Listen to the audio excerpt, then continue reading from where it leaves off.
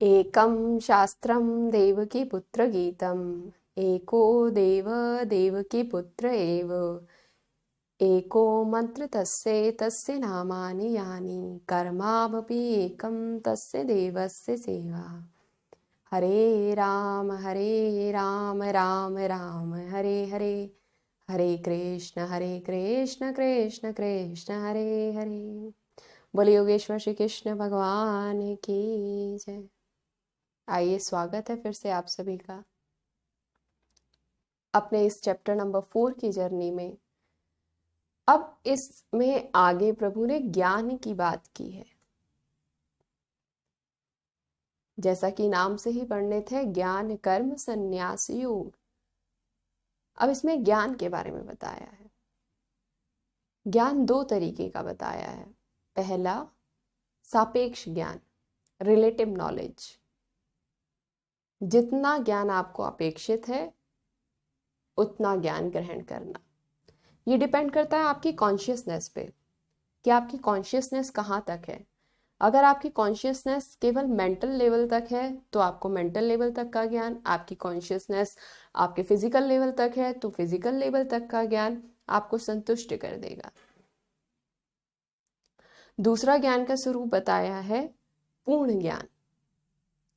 ये पूर्ण ज्ञान ही ज्ञान का वो प्रकाश है जो कि किसी भी ज्ञान को उसकी परिपक्वता तक लेकर जाता है।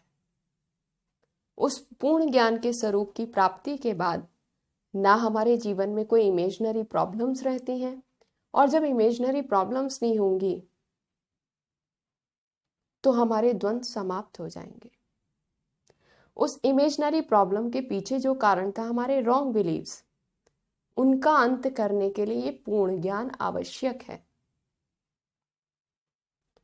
और उस पूर्ण ज्ञान के प्रकाश में हमारी जितनी भी काल्पनिक प्रॉब्लम्स थी उन सब का अंत हो जाता है।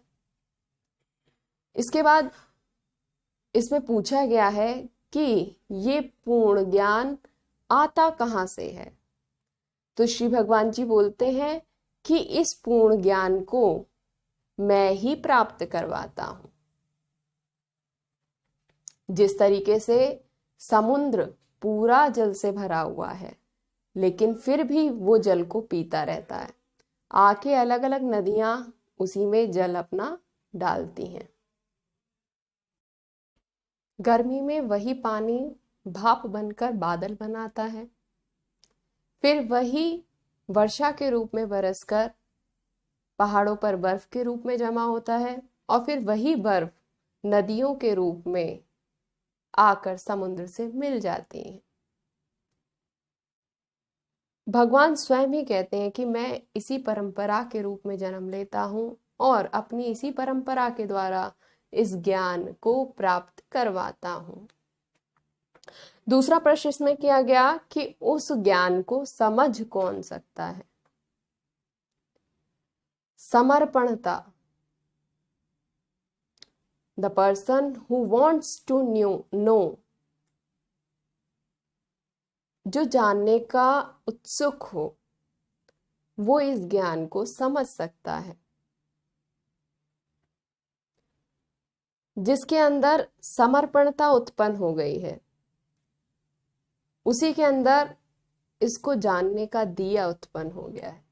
वही इस ज्ञान को, जो अपने आप को मिटा देने को आतुर है, जो अपने आप को समर्पण कर देना चाहता हो। समर्पणता किस तरीके की, जैसे एक दिया है, माटी का दिया, आप उसमें कितनी आग लगाते रहो, क्या उसमें प्रकाश का संचार हो जाएगा? नहीं। अब आप उसमें भले ही तेल भी भर दो तो तब भी कितनी ही माचिस जलाते रहो, उसमें प्रकाश का संचार नहीं होगा। अब उसमें रुई की बाती है, माटी का दिया है, उसमें तेल भी है, उसमें रुई की बाती है। उस रुई की बाती में समर्पणता है, खुद को समर्पण करने की और प्रकाश का प्रज्वलन करने की। ऐसी समर्पणता जिसके अंदर होती है, प्रभु कहते हैं कि वही इस ज्ञान को समझ सकता है। जो पहले ये तो जाने कि मैं रॉन्ग बिलीफ में हूं, तभी तो उसकी प्रॉब्लम्स का अंत हो सकेगा। जैसे बाहर तो सूरज निकला हुआ है, लेकिन एक व्यक्ति अंदर है जो कह रहा है कि मेरे घर में तो अंधेरा है, कमरे में अंधेरा है। कारण क्या है? कि खिड़की दरवाजों पे तो पर्दे लगे हैं, अंदर रोशनी आएगी कहाँ से? इसमें तीसरा प्रश्न किया गया कि इसको पाने की प्रोसेस क्या है। जिज्ञासा, बार बार पूछना ही इसको जानने की प्रोसेस है। जो जिज्ञासु है वही इस ज्ञान को पूर्ण रूप में पा सकता है। जिज्ञासा उस एक चाकू की तरह है जो हमारे रॉन्ग बिलीव्स को हमारे अंदर से मिटा देती है, जो दिखा देती है कि ये आपके रॉन्ग बिलीव्स थे और उसको अपने अंदर से अलग कर देती है। तो जब खुद में हमारे वो रॉन्ग बिलीव्स रहेंगे ही नहीं, तो इमेजिनरी प्रॉब्लम्स भी नहीं होंगी। तो चाहिए क्या? चाहिए वो ज्ञान का प्रकाश, वो समर्पणता, वो जिज्ञासा, जिसके कारण हम इस ज्ञान को पा सकें।